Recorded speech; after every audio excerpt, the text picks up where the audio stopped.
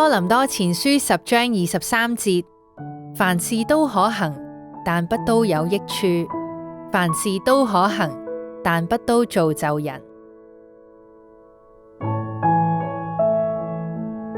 好多人都知道基督徒成日都祈禱，有時仲會鼓勵未信嘅人一齊祈禱。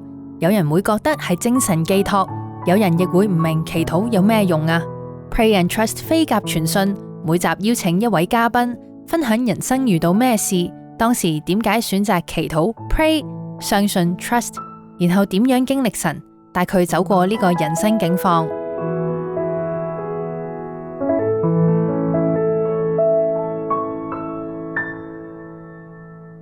周不時咧都聽到人話單靠份糧啊，點養家？學投資賺多幾個錢傍身啦，梗係聽落咧好似有啲道理喎，但係事實又係咪做足功課上晒堂，金睛火眼及住個市，人生就可以開開心心咁過呢？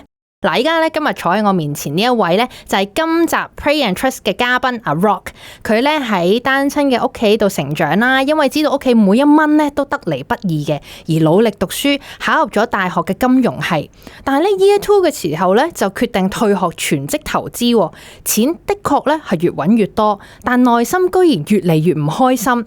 最後耶穌又俾 Rock 經歷咗啲乜嘢，令佢樂意轉換跑道，由日日對住股票嘅數字轉為日日對住兒童之家嘅孩子呢？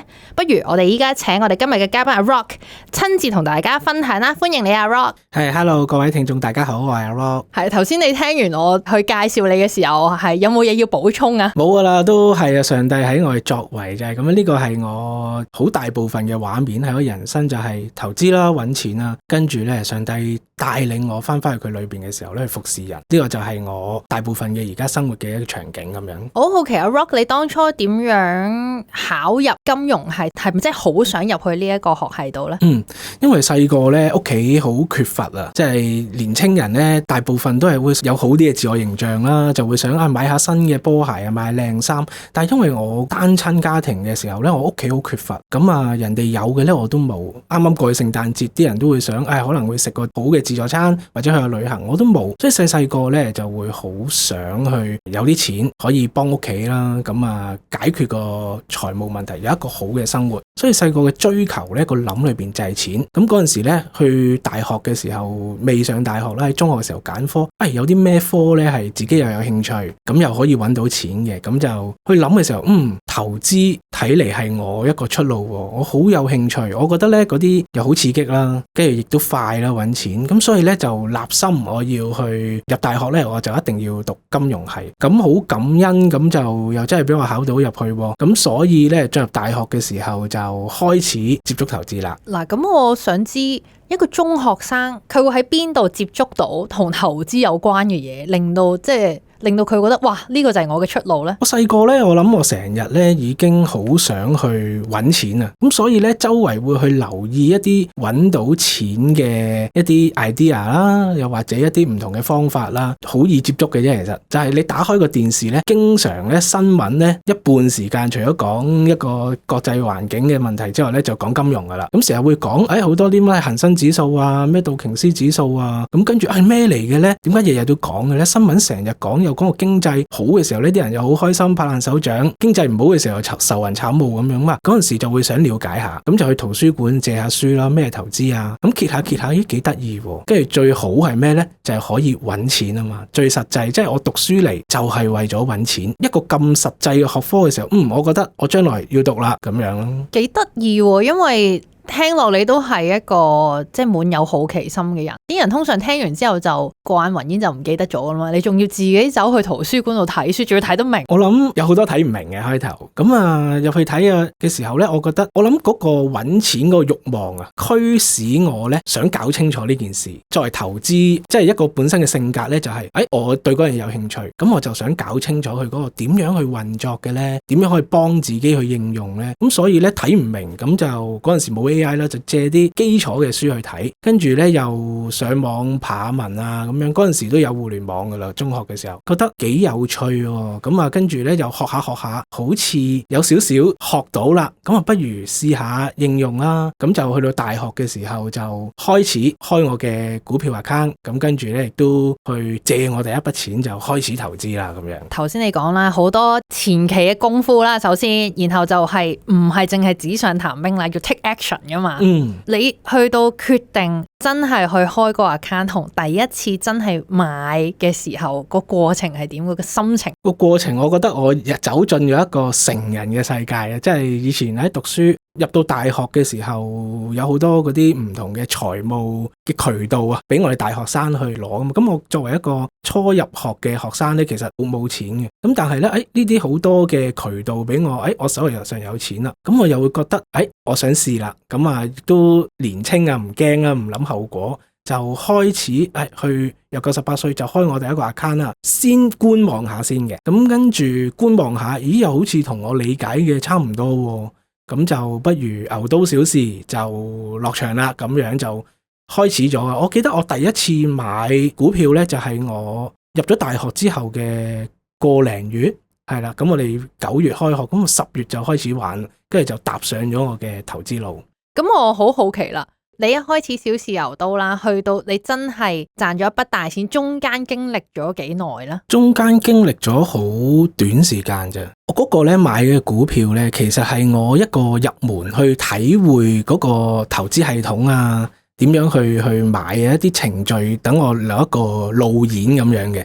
咁但係咧，其實我知道咧，股票其實係一個好慢嘅嘢嚟嘅。我要追求嘅咧係另一樣嘢。咁追求嘅就係咩呢？咁其實咧，股票市場咧裏邊仲有好多唔同嘅衍生品嘅。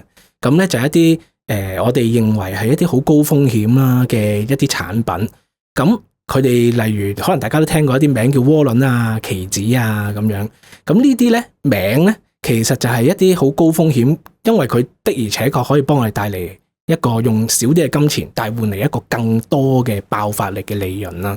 咁嗰陣時咧，自己咧就會覺得股票太慢啦，試下玩下呢啲衍生工具啦。咁所以咧，我諗我接觸咗半年啦，入咗學半年之後咧，就開始掂呢啲衍生工具啦，就好犀利啦！啲衍生工具真係將所有嘅利潤放大得好緊要，咁就又可能又有少少嘅小聰明啦。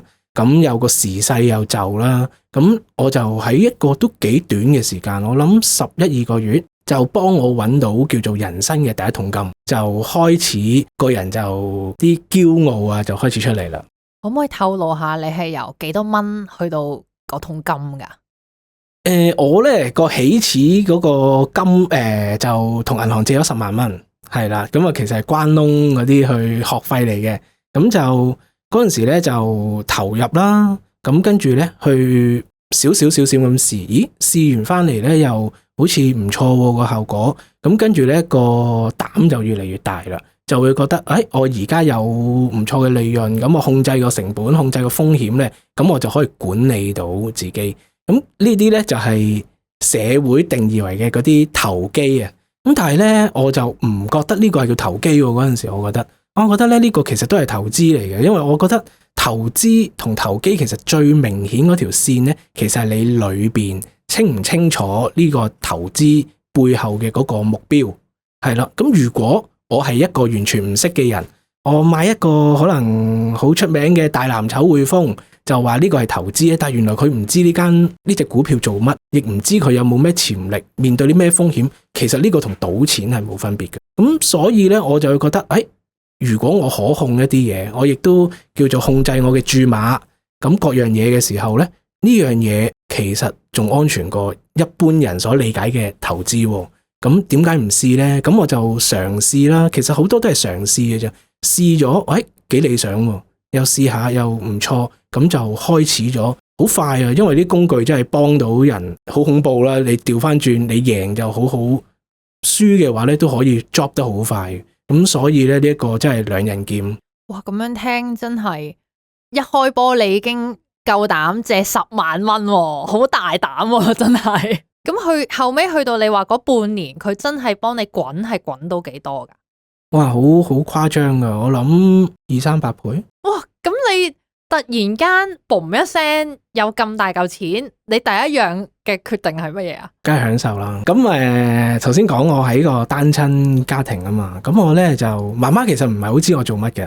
咁但係咧由嗰陣時開始咧，我每個月咧都俾家用，咁就亦都去買好多嘢啦，滿足我以前滿足唔到嘅嘢。咁啊去食好嘢啦，咩都食。咁啊想去旅行就去啦。咁學生好多時間噶嘛，咁就去旅行，咁啊享受我嘅人生。呢個係我揾到錢嘅第一步。咁但係去旅行都唔一定有人有錢陪你喎，即係啲朋友可能都係返學噶嘛。係請埋佢去咯。哇，即係好闊佬啊！其實你係嘅，都係咁啲錢嗰陣時個用錢嘅嗰個價值觀真係唔係咁健康。咁所以咧就有啲 friend 嘅朋友啊，又或者另一半啊，咁咪一齊去咯，去玩下咯咁樣。咁你有冇見到即係當你有錢可以真係任意去買快樂咧？有啲人話買嗰啲短暫嘅快樂嘅時候，個心情係咪真係會變咧？個人會唔會都變埋？我感恩咧，我身邊嘅好多朋友咧，佢就唔係好睇重我呢樣嘢嘅。咁嗰個關係咧，亦都好單純啊！因為嗰班都係我啲識於微時嘅朋友啦。咁我諗變嘅係自己嘅。其實咧，好諷刺地咧，其實我喺我中學畢業嘅時候咧，我信咗主。咁不過咧，其實喺大學嘅時候，我投資嘅時候已經係一個基督徒嚟嘅。咁但係咧，我就日思夜想就係諗錢。咁咧，雖然我禮拜日咧會返教會。教會有啲侍奉嘅崗位啦，我亦都會去幫手，要錢出錢，要力出力。其實喺好多人眼中咧，都認為原來阿 Rock 都係一個幾唔錯嘅基督徒咯。咁但係咧，有一個人同我講唔係咁嘅。咁嗰個係邊個咧？就係嗰陣時我女朋友啊 Jessie。Jessie 咧，佢同我講喂，阿康啊，你個生命有啲問題。咁我話有咩問題啊？佢話喂，你睇錢睇得太重要，甚至凌駕上帝喎。呢一個有啲問題。咁跟住咧，我就覺得啲錢唔係去偷，唔係去搶，靠我自己合法咁樣揾翻嚟噶嘛。有咩問題咧？唔通要去打份牛工咁樣去三餐可能都好辛苦去經營，咁跟住咧亦都可能有好多人事好艱難咁樣去揾咩？我呢個係我嘅能力嚟喎，上帝俾嘅，有咩問題啊？咁我諗嗰個變咧就係我開始變質啦，開始將金錢擺喺我生命嘅首要。就算有信仰嗰陣時，對於我嚟講可能係一個寄託，我唔係好真實去認識我嘅信仰。但係由嗰陣時開始，我諗就係我迷失嘅開始啦。揾到錢之後，但係好似頭先阿 Rock 你有提，其實呢啲係合法得嚟嘅錢嚟，都係一啲你嘅能力，然後你去投資，咁有回報，你又唔係去做啲乜嘢唔好嘅事，咁點解你覺得會有反對嘅聲音呢？嗰陣時我都真係好唔明 ，Jessie 啦同我講，佢說服我啦，又嘗試揾教會嘅一啲導師去同我傾啦。咁嗰陣時嘅我咧好封閉，我覺得係咯，我接受唔到啊，我嘅能力，總之我覺得合法揾翻嚟咧，呢啲錢就係上帝俾我啦，咁係我嘅錢啦，咁冇問題。其實我諗嗰陣時嘅我咧，就金錢咧基本上係凌駕上帝嘅，充斥住喺我個腦裏邊咧就係去揾錢，上帝擺到好低嘅。我相信咧上帝好祝福有錢人，不過咧如果我睇金錢凌駕上帝嘅話咧，呢一個就唔係一個真正嘅祝福啦，而係我俾錢控制翻轉頭。因為如果而家我去睇翻回望翻嗰陣時啦，上帝喺聖經裏邊講，其實咧我哋係金錢嘅管家嚟嘅，幾多幾少都係上帝去俾，為咧就係用呢啲錢咧去祝福翻唔同嘅人，或者使喺唔同嘅事工上邊啦，又或者上帝俾你有幾多嘅份就去享用，而唔係用呢一種頭先我講咩啊，享受就係去花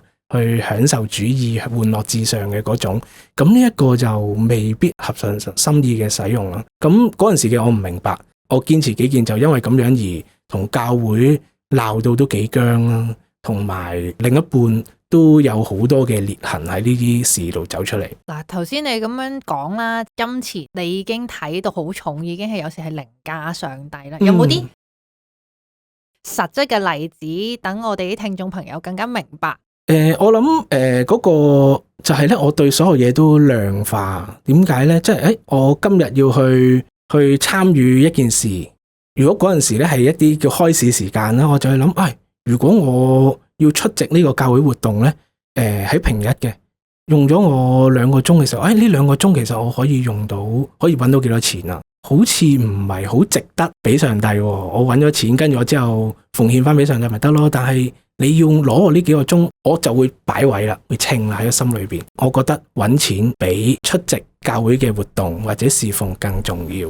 咁嗰陣時咧，我就會唔出席，又去做自己揾錢嘅嘢咯。頭先你講話，係咪用錢喺請朋友去旅行啊？嗰啲會係有問題。我諗嗰個問題就係將呢個錢看為其實係我任意去使用嘅工具，而唔係擺喺上帝，唔係諗上帝想我用呢個錢去服侍人哋，而係我決定嚿錢其實講到明，我係話事人咯。而呢啲錢我去用嘅時候咧，其實都冇經過係咪上帝想㗎？係咪用得合宜㗎？咁定係我自己嘅決定啦。咁我諗呢個就係我嗰陣時唔係咁正嘅原因啦。即係嗰刻你都係完全聽唔入耳嘛？你覺得呢班人唔明我，佢哋唔明呢件事。係啊，聽唔入耳㗎，就覺得做乜阻住我揾食？因為我自己除咗投資，我冇其他技能啊。你叫我唔好做投資，咁我可以做啲咩工作呢？我都唔知。我讀嘅學科又係金融系，咁你叫我去做其他我又唔識做嘅時候，我都唔敢想像冇投資嘅自己嘅時候會係點樣。嗱，如果你咁講，咁即係其實投資係一個你自學，然後你 master 咗嘅一個技能啦。咁但係你又頭先講話你已經考咗入去金融系噶嘛？咁點解你又離開呢？即係你唔可以兩者一齊去咩？呢個就係好得意咧，就係頭先我講話咧，我做每一件事咧，我都會衡量下究竟有冇價值。咁咧，你知我哋大學生活咧，啲學科大部分都係喺日間噶嘛。咁喺日間嘅時候咧，正正就係開試嘅時候。咁你定期會有一啲 assignment，又或者有啲 good project 要做咧，其實都好花時間，又要出席一啲課堂啦。咁咧，我就令到我有時咧，可能我落咗課入咗試，咁我去咗上堂嘅時候，我未必好方便去睇嗰個 moment，錯過咗咧，就令到我好大危機啊！咁所以咧，我就會覺得其實大學讀完之後，我嗰陣時都係希望揾一份叫做理想嘅職業啦，可以幫自己去進入一個就職市場啦。咦，咁但係既然如果自己已經能夠揾錢啦，可以自僱嘅話，咁我仲讀大學嚟做乜呢？咁嗰陣時咧，已經連續叫做好順咁樣投資咧，已經有10幾個月嘅時間。咁嗰陣時個人又驕傲，覺得按住呢個咁嘅狀況落去咧，我應該30歲前就可以退休噶啦。所以個人覺得預期係咁，不如唔好俾呢啲咁嘅嘢棘住啦。將沙紙對我嚟講其實冇用嘅，毅然做咗一個好大膽嘅決定，就係我唔讀啦，專心去進行我嘅事業。咁嗰陣時咧，個環境都有啲推手嘅，有啲咩推手咧？就係咧，睇好多嗰啲叫做傳奇人物嘅故事啊嘛。我見到Bill Gates啊、喬布斯啊、朱克伯格啊呢啲咧，為咗自己嘅夢想唔去讀大學，全時間瞓身喺個事業又成功嘅喎。點解我唔可以另一個呢？我覺得自己嗰陣時驕傲到一個點呢，就係覺得自己同佢哋同 level 㗎，咁我就試啦。咁應該問題不大嘅。去到大學2年級嘅學期尾，我就申請退學，咁就全時間進入我嘅投資啦。哇！咁你屋企人有冇晴天霹靂啊？冇啊，其實佢就係見到我喺屋企對住啲電腦，咁其實佢又唔係好知我做乜嘅，但係佢又見我冇乜愁眉啊，咁又攞錢翻屋企，咁我阿媽都有問我究竟我喺度做咩，我話玩股票咯。咁但係咧，其實我媽媽又唔係好知其實股票係啲咩嚟嘅。總之我個人開心，跟住咧又能夠成為工作有錢，咁我媽媽嗰陣時咧就覺得滿足噶啦，咁就由我自己去決定我嘅一切啦咁樣。我想問，所以你有冇兄弟姊妹噶？我有啊，我有個細佬嘅。咦，咁頭先你就話咧，因為你自細即係屋企好缺乏，所以你就覺得咧錢好重要，就可以買到你好想得到嘅嘢啦，或者認同感、安全感啦。咁你嘅媽媽同你細佬係咪對於缺乏或者對於錢都係有差唔多嘅觀點呢？我諗佢哋都會有嘅，同我個心路歷程都差不多。不過個分別可能就在於我揾到啱我自己嘅一個方法啦，去揾錢。咁我諗好多人都會對揾錢都好有興趣嘅。但係揾唔揾到一個合適，即係可能有一個揾錢嘅好方法，但係嗰個方法可以自己唔合適噶嘛。咁我嗰陣時同股票係一拍即合嘅，叫做有唔錯啦。咁但係屋企人咧就未必揾到啦。咁媽媽咁好，佢過去嗰個年代咧讀書嘅機會唔係好多，咁我嗰陣時媽媽嘅家庭都好艱難，咁所以咧我媽媽冇乜讀過書，縱然佢好努力咧，咁所以都唔係好能夠揾到錢，咁只能夠用即係好長嘅勞動啦，好辛勞去換取一啲薪金啦，咁所以就細佬嗰陣時又未出生，因為我同我細佬都差4年嘅，咁嗰陣時都係大學2年級，佢都仲讀緊中學。咁所以我都成日聽到佢會有好多嘅需要，我都係一個相近嘅一個狀況。咁我想頭先你有講啦，話譬如有推手噶嘛，即係譬如你叫 Bill Gates 啊、Mark Zuckerberg 啊，好多人 ，Steve Jobs 好似都係冇大學畢業噶嘛。咁呢啲人就哇佢都得，即係我都得啦咁樣。我睇 Steve Jobs 嘅自傳，同埋我聽佢哋嗰啲訪問嘅，每一樣嘢都有代價嘅。即係表面上好似，佢就係講佢點樣成功，佢唔會講佢失敗咗嗰啲9999次噶嘛。咁你望翻轉頭，你當時決定行呢條路，即係我唔讀啦 ，Year 2我唔讀啦。你嘅代價係乜嘢呢？我嘅代價就係我冇大學畢業啊！而家我都承受緊我嘅代價嘅。點解呢？其實我而家咧就進修緊啦，因為冇大學咧，我就需要去花多1年嘅 entry level 咧去預備嘅學年，咁樣就叫砌咗一個叫做有大學嘅學位，咁樣先可以再去進修我嘅而家讀緊嘅神學。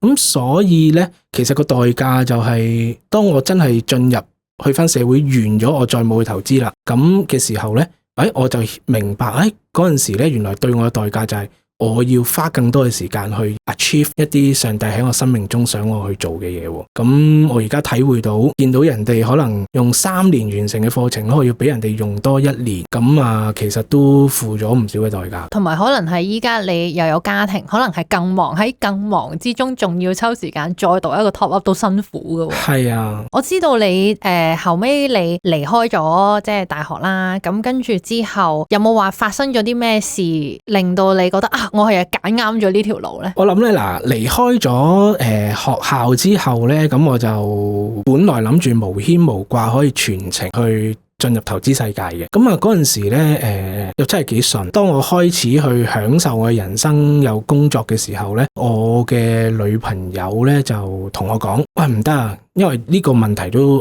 好長啦，已經1年多啊，要我正視。咁嗰陣時咧，我哋都好年輕，都唔係好識揾方法處理。咁嗰陣時咧，阿 Jessie 咧用嘅方法咧就係同我講2揀1，一係咧你就揀投資，一係就揀我。咁我諗呢樣嘢咧，我而家回望咧，就呢件事對於佢嚟講應該係真係好嚴重，所以佢先會俾我揀。但係嗰陣時嘅我聽完之後咧，第一個反應就好激動。我心諗，喂，投資即係工作啦，同感情冇關係嘅，點解唔可以兩者並存呢？點解一定要我2揀1啊？咁嗰陣時好嬲。咁既然係咁，你要我揀啊嘛，都冇轉彎嘅餘地。頭先講我都冇其他嘅生活技能，學都退埋，你叫我突然間唔好投資，咁我可以做啲咩呢？咁我就嗰陣時，我其實好中意阿 Jessie 嘅，咁但係佢要我揀嘅時候，我真係冇辦法。咁既然你要我揀嘛，咁我就2揀1，我揀投資。咁 Jessie 你走啦。我嗰陣時就開始經歷我人生心靈上嘅低潮啦，開始。哇！但係好刺激喎，即係一個你咁中意嘅女朋友，同一個你覺得我終於揾到方法可以行我人生個路啦，兩件事擺埋一齊，但你最後係揀咗行自己想行嘅路喎。你有冇係經歷咗啲時間年月日去作呢個決定？但係你嗰下真係好怒氣，點解你都唔明白我係咁算啦？我唔揀你啦。頭先講咧，我同 Jessie 因為投資個問題咧，其實都講過好多次嘅，傾過好多次，好多裂痕。嗰陣時都已經係1年幾傾呢個問題，傾咗1年幾。咁去到嗰刻咧，真係覺得哇唔得喎！我投資要好專心，我唔想俾情緒影響我做唔理性嘅決定。經常突然間1句2句呢啲去影響到個情緒咧。咁亦都唔係好健康，咁所以咧嗰一刻有火遮眼啦，咁所以就去 stop 啦。既然係咁，不如就試一次完全無牽無掛，諗住 stop 咗可以真係無牽無掛咯。但係原來唔係嘅，嗰啲牽掛同難受咧喺後邊出翻嚟咯。即係就有可能就係第2陣代價噶咯。咁係咩代價？咁咧嗰陣時咧完咗段關係啦，同 Jessie 之後咧，咁我就進行我自己嘅投資啦。咁跟住咧就嗰陣時好唔開心，其實自己知情緒導致一時火遮眼完段關係嘅。咁但係嗰陣時嘅唔開心我都唔係好識點樣去梳理，咁加埋咧嗰陣時教會揾導師同我傾嘅時候，我亦都唔係好接受啦。其實亦都冇返教會一段時間，嗰陣時冇出路咧，咁就揾到唯一嘅出路就係令自己開心啦。點樣令自己開心咧？就係購物啦、享受啦為主啦，即係自己時間可以自己安排嘅時候咧，我俾自己可能諗到想去一個地方啦，朝頭早買機票，夜晚就出發，享受主義，盡可能俾自己最好嘅生活。但係咧都好似唔係好開心。咁與此同時咧，就有一個女性喺我生命裏邊出現，向我即係示好啦。嗰陣時咧，我就會覺得，有一個人安慰自己都幾好啊。而最重要係呢個女仔唔會攔咗我去投資，不如同佢開始啊。其實我嗰陣時當佢咧係一個水泡，就係純粹係一個我救生圈，我唔開心嘅一個出口嚟。咁就係咁咧，我就開始咗玩樂享受啦，同埋同呢個女仔開始。嗰陣時呢個靈性係人生最低點啊。其實因為以前信主咧都紮根得唔係好好，咁所以去到呢啲咁人生低點嘅時候咧，有好多線啊都冇好好去持守。嗰位新嘅女朋友咧，視為水泡嗰位咧冇信仰嘅，就變成我嗰條線咧都冇埋，我就同呢個女仔就陷喺個情慾嘅裏邊啦，咁仲諗住用情慾去麻醉自己。嗰陣時試咗第一次試咧，會覺得原來幾 feel good 咁，但係慢慢就好似陷喺一個我唔係好能夠控制嘅話，呢樣嘢 feel good，但係跟住完咗之後又會唔開心喎，裏邊一個都幾扭曲嘅一個狀態。咁享受完，本來諗住食好嘢去玩係開心，但係完咗之後又有唔開心。嗰陣時咧用自己用嘅方法，點解人生想追求開心，但係去到嗰一刻好似有啲嘢有啦，但係點解好似仲唔開心過之前嘅？個問題喺邊呢？咁我揾唔到方法去疏解，咁就直到半年之後一日啦，突然間咧就收到阿 Jessie 一個 message，佢同我講，其實嗰半年都冇聯絡嘅，同我講，喂 Rock 啊，你無論點都好啊，你一定要翻去主嘅裏邊，我會為你去祈禱。哇！嗰陣時嘅我好晴天霹靂，點解呢？即係其實可能喺我過去嘅原生家庭裏邊，我都唔係好經歷到愛，即係單親家庭裏邊咧，媽媽亦都長時間出去工作，我好多時候都要去喺屋企裏邊可能搞掂自己，照顧細佬。其實我唔係好經歷到咩叫愛，信主咧都係覺得上帝基督教信仰呢個咧係比較可信，我就信呢個信仰。咁但係我未好真正去體會過上帝而嚟嗰種無條件嘅愛。嗰陣時我收到阿 Jessie 呢個 message 嘅時候咧，我覺得點解會咁嘅？阿 Jessie 你俾我 hurt 住咁樣走，你唔去話我鬧我都算啦，你竟然仲為我祈禱，係乜嘢嘅原因驅使你會做一啲個咁反常嘅行為？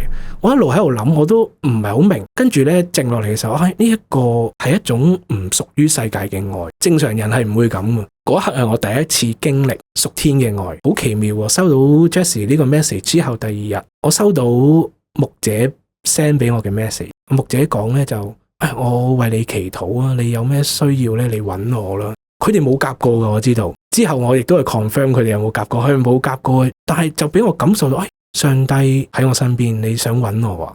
咁嗰陣時，既然自己去諗，一路想揾開心，想揾出路，自己尋尋覓覓都揾唔到個方法嘅時候呢，不如翻上帝度啊！咁嗰陣時都會諗，會唔會太遲啊？一切都好似已經去到覺得自己好污糟，其實裏邊內心都會覺得有冇得翻轉頭啊？咁但係呢，正正就係呢兩個 message 俾我有勇氣去翻轉頭。當我冷靜落嚟之後呢，我立定決心，我唔想再過呢個生活啦。再俾多1年2年時間我都未必能夠走得出。呢個唔係時間嘅問題，所以不如用上帝嘅方法去試下。咁所以我就鼓起勇氣，縱然唔知教會有咩反應，咁我都翻去揾牧者。牧者啊，我有呢啲問題，我唔開心，你可唔可以幫我啊？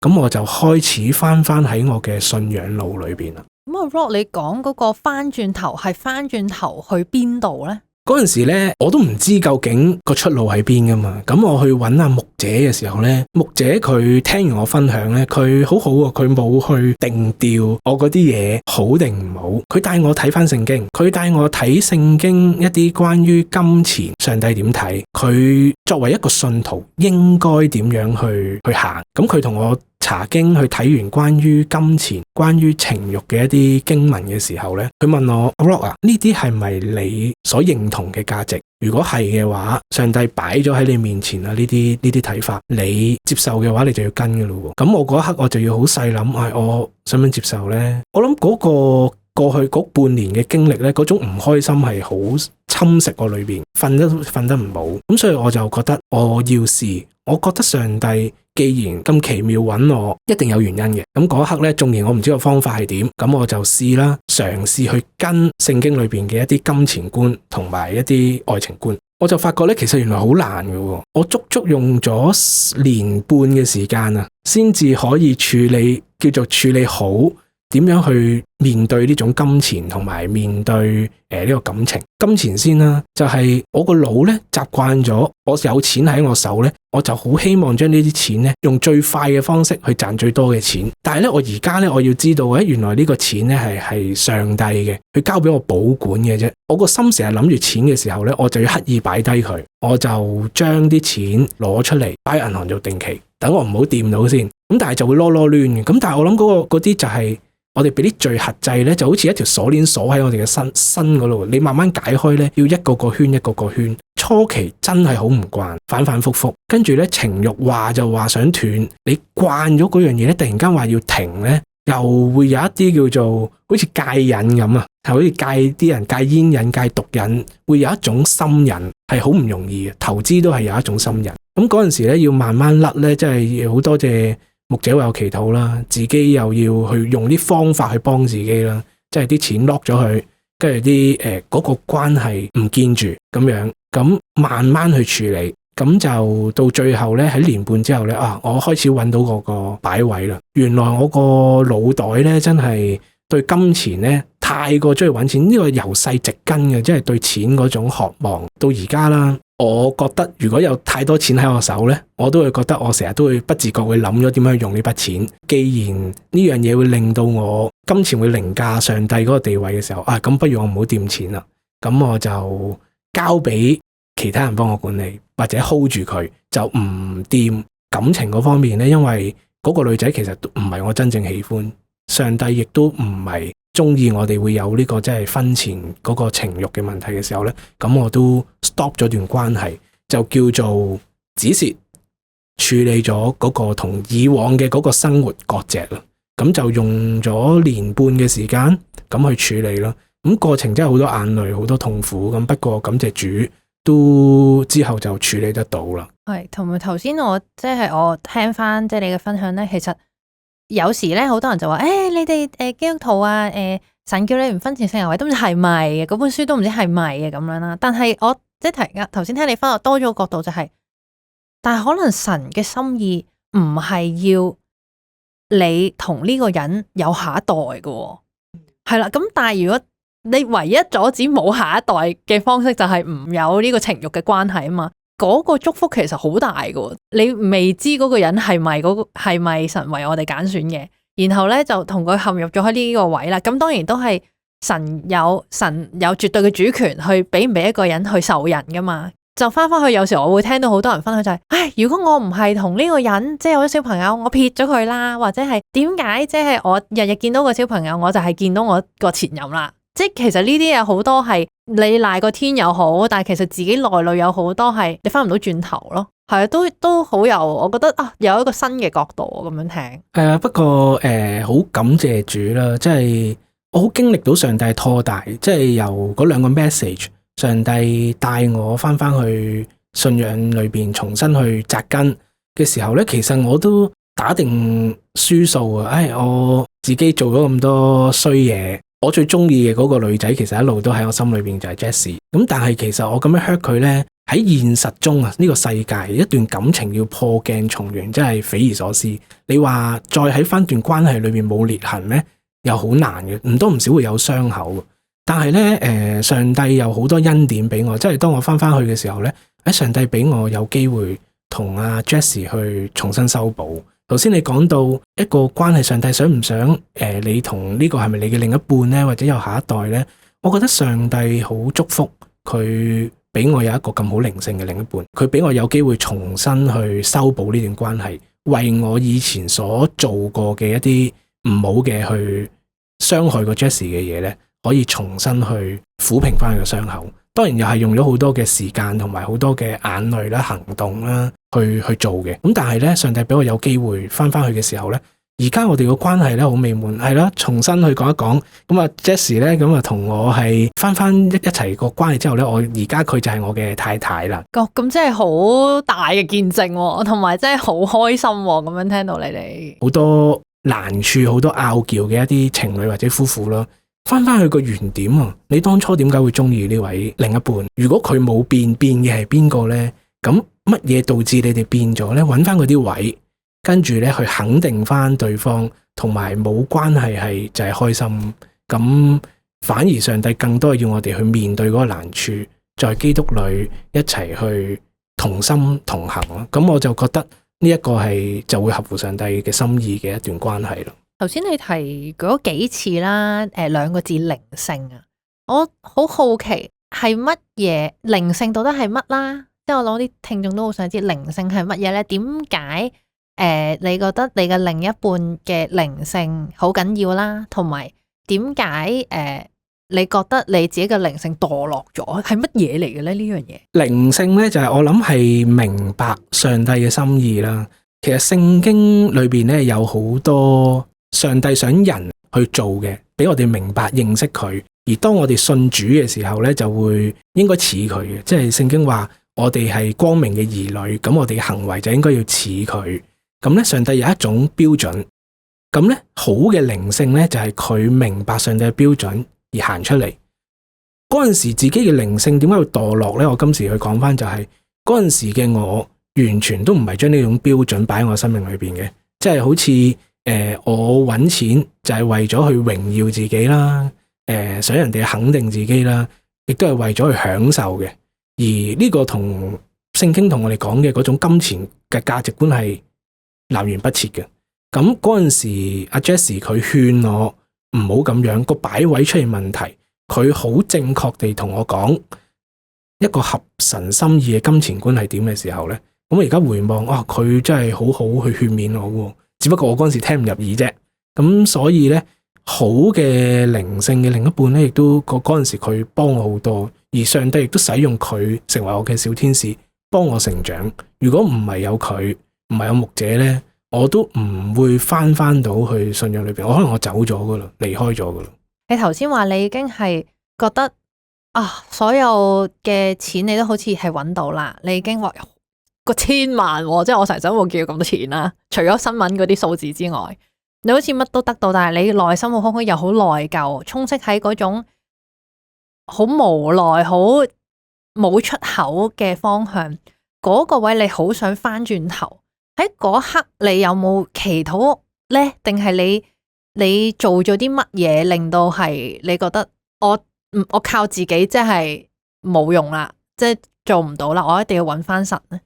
頭先咧講到祈禱係有信心，點解今日咧會有信心咁樣行咧？就係我諗個祈禱係累積嘅。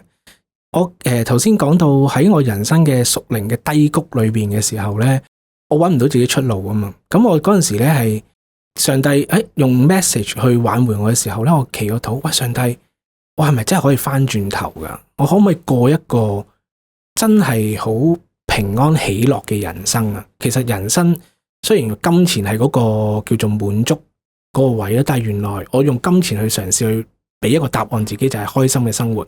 但係原來金錢嗰種開心唔係呢一種嘅喜樂。咁當我嗰個祈禱嘅時候，上帝俾我翻去嘅時候咧，個精神狀況健康翻嘅時候咧，我就開始去揾下，咁其實我嘅人生要做咩嘅咧？咁就我記得咧，去嗰陣時參加好多唔同嘅義工團體，咁咧其中一個咧就去到一個叫孤兒院嘅地方，叫兒童之家啦。咁而家唔用孤兒院呢個字嘅，咁就去兒童之家咧去做義工。咁咧純粹係諗住去體會下、帶下活動、玩下遊戲嘅啫。咁但係咧去到嗰個地方嘅時候咧，我覺得幾得意喎！呢一班人去得兒童之家嘅個個都係家庭破碎嘅人，佢哋咧有好多唔同嘅故事。咁我同佢哋相處嘅時候咧，佢哋分享到嘅時候，我又明白佢哋，體會到佢哋嘅嗰種唔開心。咁啊，同佢哋傾偈嘅時候，我發覺都幾得意喎。咁就開始，既然嗰個感覺幾良好，我就去多幾次啦。做下嗰邊嗰個義工嗰個社工咧就同我講：喂，阿 Rock 啊，我哋呢度有職位喎，你有冇興趣啊？咁我就話：我未做過，我亦都唔係讀呢科嘅喎，O 唔 OK 㗎？咁佢就話 OK 啊，你試下。即係佢平日見我喺嗰度做義工嘅時候咧，同佢哋傾偈啊，同佢哋陪佢哋生活嘅時候咧，佢覺得對呢班嘅年青人都有啲幾正面嘅作用喎。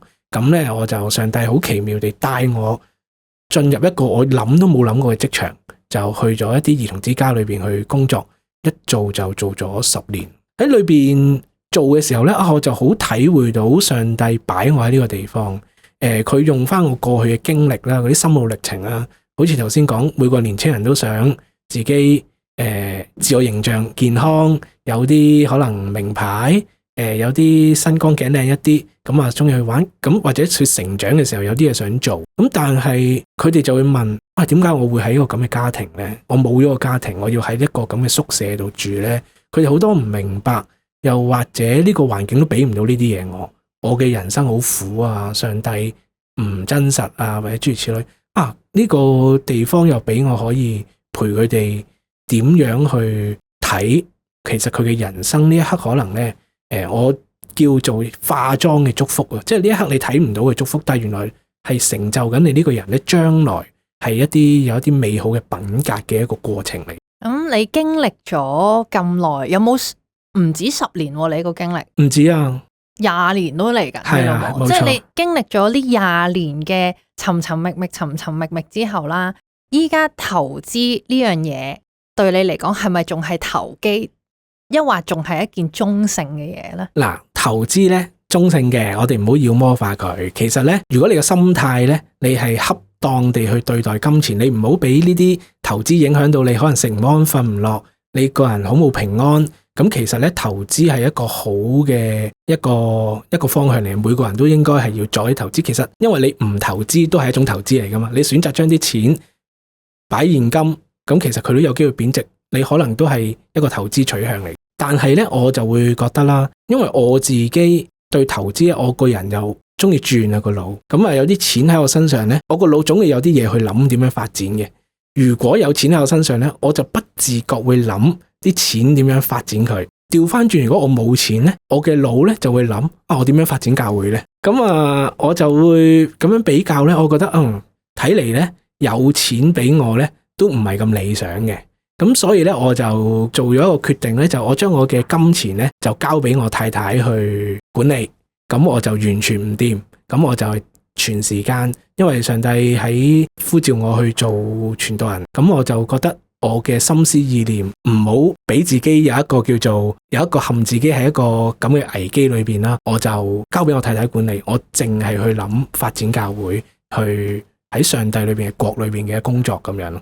其實咁樣聽咧，好似你頭先你一路重複咗幾次，就係如果有錢喺你手咧，你就想佢發大噶嘛。個感覺就好似咧，你初頭咧就攞住一袋金幣嘅，咁你就覺得我呢袋金幣我要將佢變成好大袋嗰袋金幣，咁咧神咧就喺你手上攞走咗呢袋金幣，但係就將一啲人交咗喺你手咯，即係你唔再係發展錢啊，你係因為嗰個都唔係神俾你嘅人生嘅計劃，而係神可能帶領你去點樣去發展人啊，點樣去培人成長咯。好 amazing 咁樣聽，係啊，都幾得意啊！有時都覺得上帝都好得意嘅一啲經歷。咁我覺得呢個方向都合適嘅，因為作為牧者，有時掂得太多錢咧，不自覺都影響咗自己嘅思維啊。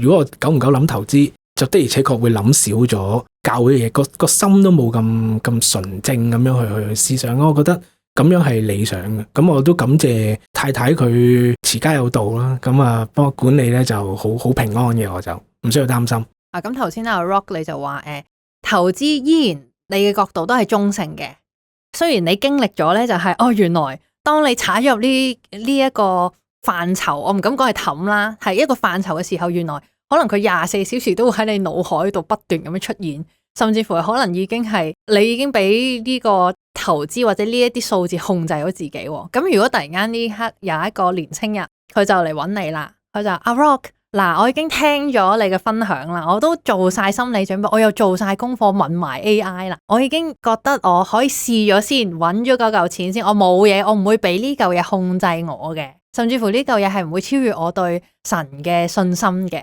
咁你會點樣去回應佢呢？嗱，當然我唔會用一個阻止嘅方式話，你一定唔適合嘅。咁的而且確有人係適合去做投資噶嘛。咁你適唔適合呢？咁我會覺得其實同我哋入賭場好似。我頭先去聽你個問題嘅時候，我會覺得我哋每一個人呢，開頭未賭過錢，咁啊入賭場嘅時候，可能呢，我哋入去嘅時候呢，都會做下功課，咁跟住呢，攞個錢，我諗住呢，玩1萬蚊。咁啊，贏又好，輸又好，我都諗住抽身我會走噶啦。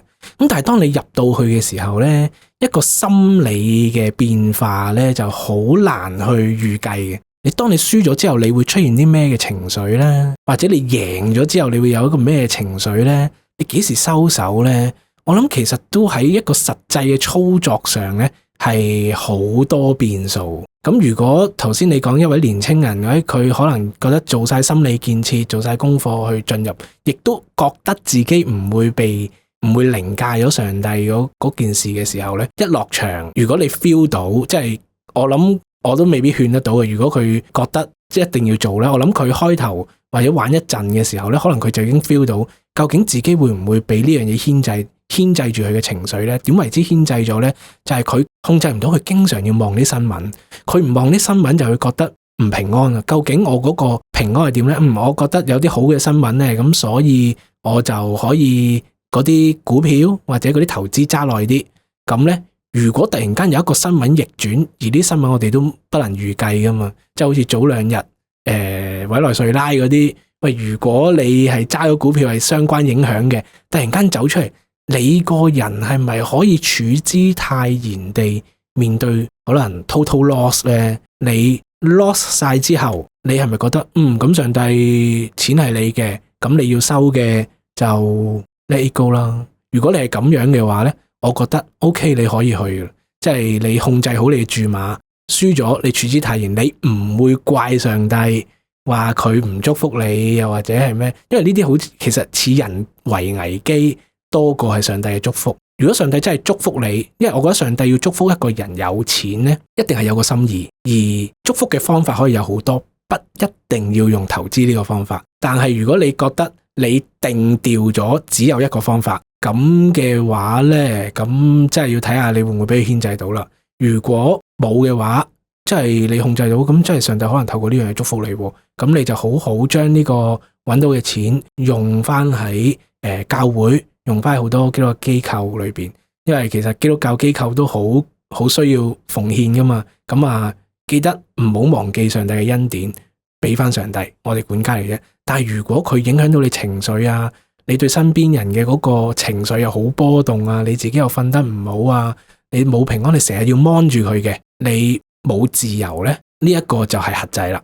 呢個一定唔係上帝嘅心意。因為上帝想我哋過嘅咩生命呢？就係一個自由得釋放嘅生命啊嘛。但係你覺得你唔睇個 mon 唔得，你一定要朝9晚5要睇個市，咁跟住夜晚又要睇埋美股個市，你唔睇你冇把握，你好驚，咁可能你就唔係好適合啦。咁呢個只係我能夠俾一個叫做具體啲嘅一個建議啦。咁啊睇下你適唔適合，咁同埋唔好攞你嘅生活嘅錢去玩啦，攞閒錢，咁因為投資冇人知，就算你再有把握嘅投資都有虧損嘅時候，咁唔好將你所有嘅金錢擺落去，呢個就會變成賭博噶啦。係咯，我呢個係少少嘅分享，好好嘅 round up， 好好嘅 sum up，因為係唔係唔做啊，而係做咗之後，其實自己會 feel 到，自己會唔會俾呢樣嘢勾住個心咯？呢個我覺得係緊要嘅，即係唔係紅咗個心之後去一路向前衝，而係咦，我本身係 happy guy 嚟嘅，點解無啦啦我依家我瞓唔着嘅，我手心冇汗嘅，係啦，嗰個位咦，原來呢樣嘢可能對我嚟講唔係一件好嘢。好，今日好多謝 Rock 你上嚟嘅分享啦，我知道你仲準備咗一樣嘢同我哋嘅聽眾朋友分享嘅，就係咧一節對你非常有意義嘅經文，就係哥林多後書5章17節，若有人在基督裏，他就是新造的人，舊事已過，都變成新的了。點解你今日會揀呢一節經文呢？頭先咧，大家聽我嘅生命見證啦，其實我係一個曾經走迷過嘅一個人啦。咁當我翻去上帝裏邊嘅時候咧，呢個世界可能就會覺得你可能有前科㗎，又或者世界會對你有一個唔同嘅評價，又或者我同我嘅女朋友曾經傷害過佢，可能都會有傷口。咁但係原來咧喺基督裏邊咧，若有人在基督裏，他就是新造的人。上帝係可以將呢一切逆轉，就算你過往可能你嘅原生家庭唔美滿，又或者你曾經錯過，又或者你有好多嘅迷失，尋尋覓覓揾唔到方向，你都唔知自己可以點做，錯過好多次，或者錯完認錯又再錯。咁但係咧，我都想勉勵翻，因為呢一句經文都係我自己好大得幫助啦。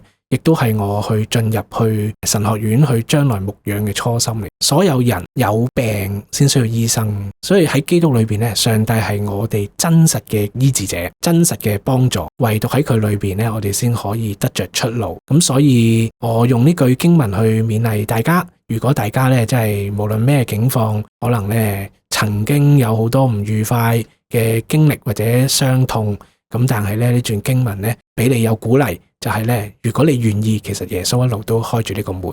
你願意翻去上帝揾耶穌，其實咧所有嘢都可以更新再嚟過。就好似阿 Rock 頭先好多嘅失敗，好多嘅跌倒咧，其實上帝都幫我逆轉，成為將呢啲悲痛變成化妝嘅祝福，去祝福翻人。咁所以我就將呢句經文送俾大家，希望都可以幫到大家。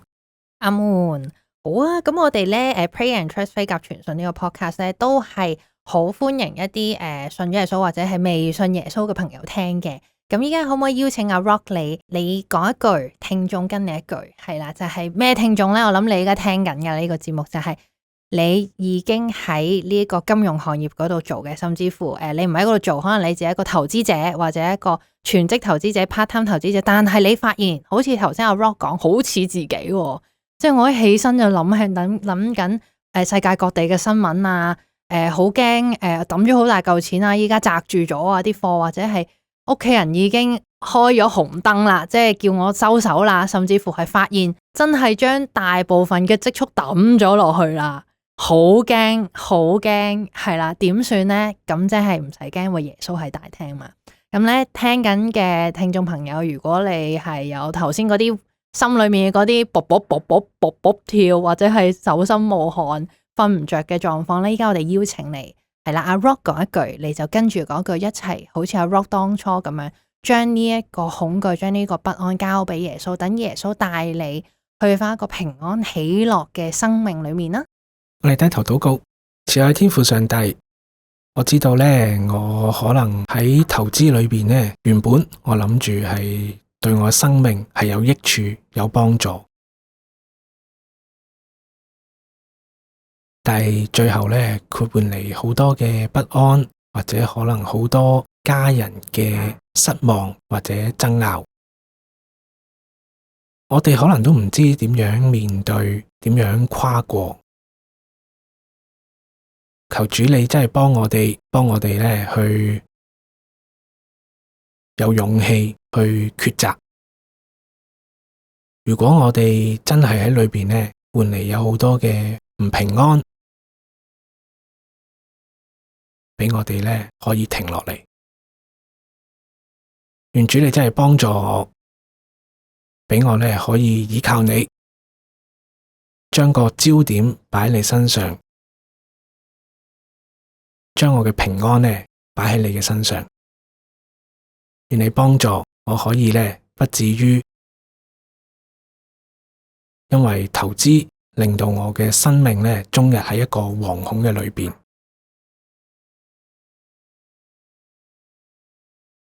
令到我嘅家庭喺一個爭執嘅裏邊。